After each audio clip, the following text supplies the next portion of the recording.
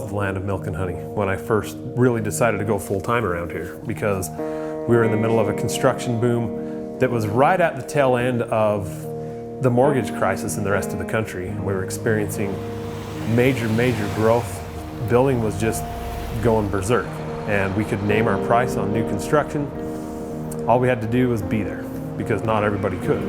I guess in a way I kind of saw that that was a trap, but it was so good I didn't care. I had kind of squandered some of the money that was coming into the business because I hadn't had those kinds of big checks before.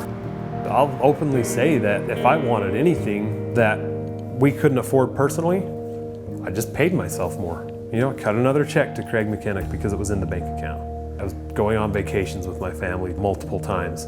I bought a Harley-Davidson Night Rod Special, brand new off the showroom floor. I was cruising that around. And one of the trips was actually a trip to Florida to see if we wanted to become a franchisee, and ended up staying at Disney World and never made it to the thing conveniently. It was screw around on my supplier's money with the family, you know. Live the high life when I shouldn't be. Things finally came to a head when my main supplier contacted me and said, look, you are behind X amount of months to the tune of $70,000. It was really depressing to me. It was a real down and out time in my life. I was trying to do anything to distract myself from the truth. I had committed to a life of mediocrity at that point, and had actually resorted to, you know, selling my wife's car for a cheaper car that got better gas mileage, selling our home for a less expensive home. We had got lower and lower and lower until ends were getting harder and harder to meet. I was trying to decide, should I continue forward or should I file bankruptcy?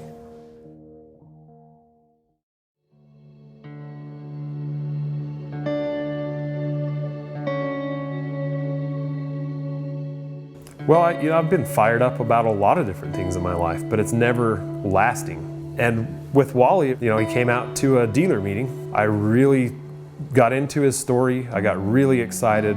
I actually got Wally's book and sat down that weekend and read it cover to cover without ever putting it down, pretty much, because I was so engrossed in it. And I was excited again.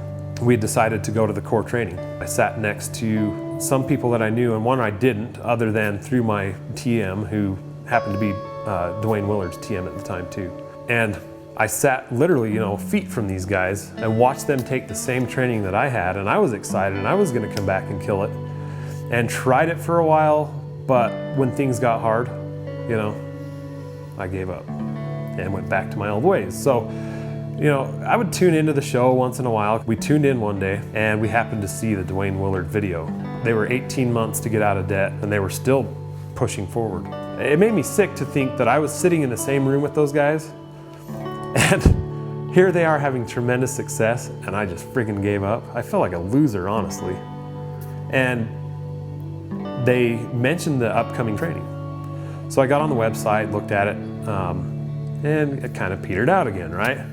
Well, I get an email from Doug. Doug was like, you need to get out to this training. It's exactly what you need. So I signed up for it. Not knowing how I was going to pay for it. I didn't have the money in the account that I could steal from my supplier anymore.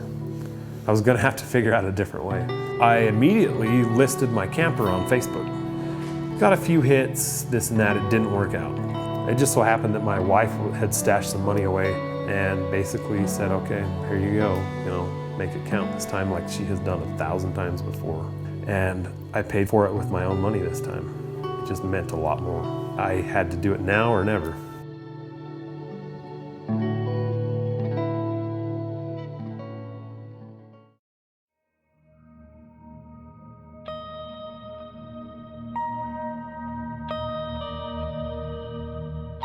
I didn't know what to expect, no. And when Wally walked in, I knew shit was different. And I wanted more of that. You're sitting in a room with the guys who are in the industry, and they all have the same challenges that we all have to overcome. In the advanced training, he teaches you about the 4 anchors. And we take that and pull it into the closing sequence and say, okay, when this objection comes up with the homeowner, if you have hit this anchor properly, you can now hold them accountable to what they said earlier in your sales presentation. The second day involved a lot of honesty from every man in that room, including all the people at the Weldon Long organization. Everybody was really open about what was on their prosperity plan, and not only what was on their prosperity plan, but why. I had had a prosperity plan before after seeing Wally for the first time. I never stuck with it, you know. Wally talks about how a habit takes 28 days to form, and it's true. You have to give it that chance before giving up on something. I awoke early, you know, around 5 a.m., having a long trip home, you know, 7-8 hours. Went out, started my diesel pickup, and call it circumstance, call it whatever you want, but a song came on the radio, which was a song that I happened to hate at the time. And for the first time, I listened to the words. And he's talking about how he lays in bed at night feeling sorry for himself, and how he doesn't know what he stands for. And it just hit home. What do I stand for, right? What the hell do you stand for, Craig? Because whatever it is, it's not good. And was literally crying, sobbing to the point that my entire shirt was wet. And just started getting really amped up at that point. I told myself, look, when you get to the other side of the Rockies, on the other side of this tunnel, you're gonna leave all this shit on that side.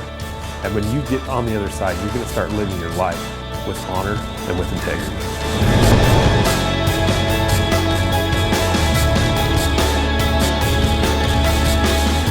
From the first week when I got back, coming in with a shock value on purpose, just like Wally did at the beginning of the training, to make people realize that I'm serious and we're heading places. So you can either decide that you want to be a part of this organization and this is the bus that you want to be on, or we'll find someone else to fill your seat.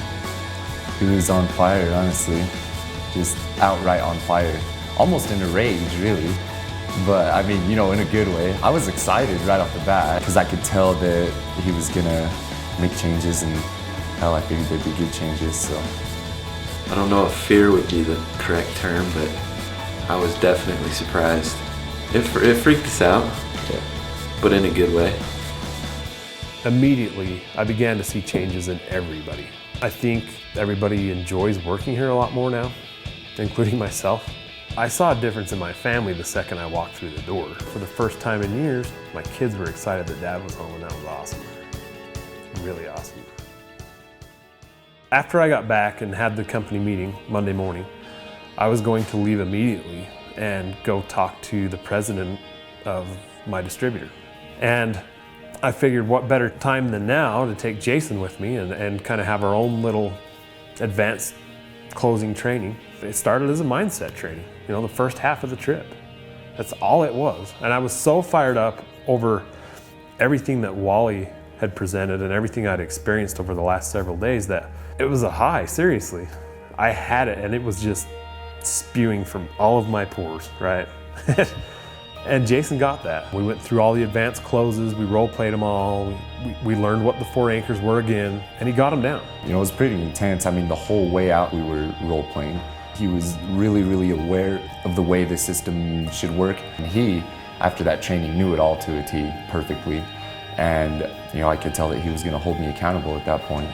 And I could see that he had the drive in his eyes and the passion, and he actually looked at me and said, "Give me the leads, I won't let you down."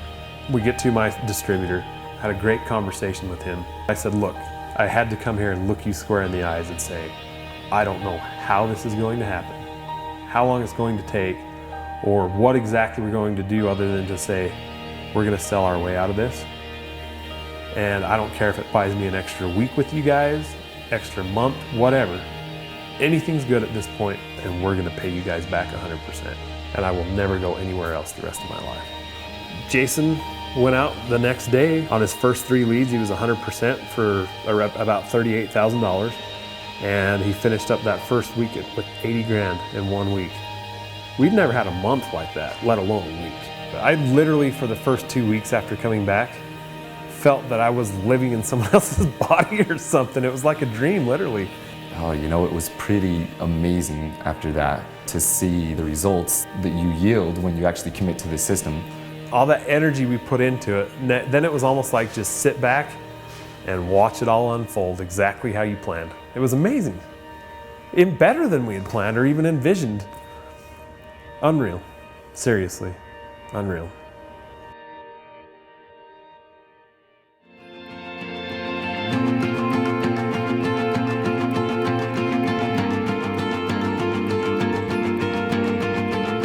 if we can do it here in Vernal, Utah, by God, we can freaking do it anywhere. Seriously.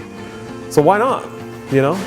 Why not open up offices all over the Western United States? The prosperity plan works, and if I stick to it and review it every single day and put my heart into it, nothing can hold us back. I would have continued down that same road, feeling down and out, and possibly wouldn't even be sitting here right now in this shop. My family life would continue to suffer. I'd still be the unreal dad that no one cares if he comes in the front door or not.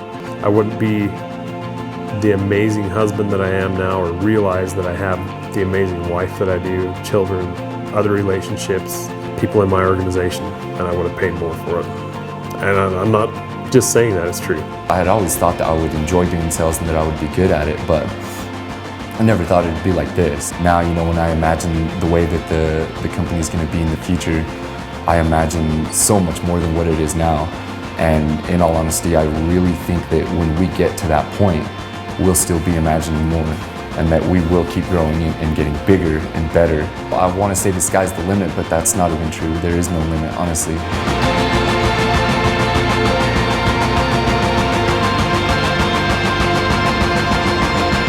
The laws of success are universal, right? Whether it's in sales or relationships, I don't care what it is. It's all about having the right mindset.